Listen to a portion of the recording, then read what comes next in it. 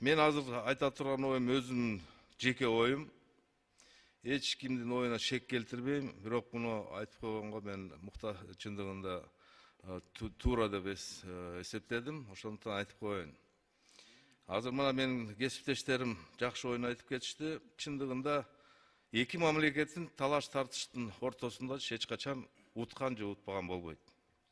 Бүгүнкү күндө Кыргыз элинде дагы ушул чек ара боюнча нааразычылыктарды элде нааразычылык болот, албетте болот.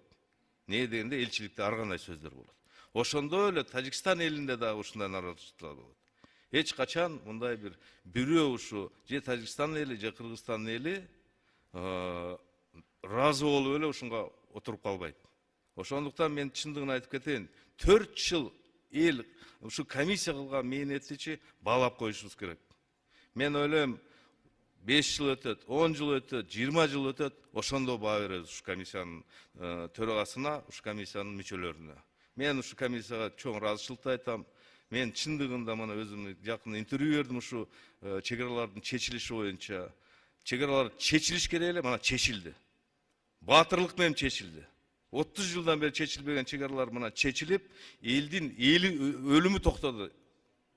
Мына чек арасы жок, мамлекет жок.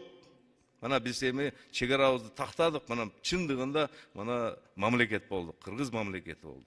Ошондуктан мен бу өзүм дагы бир жолу айтып коеюн, жеке оюм. Буга комментарий бербей эле койсо болот эч ким.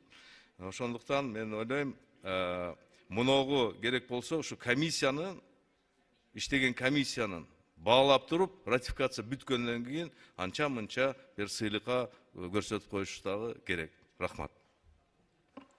Рахмат.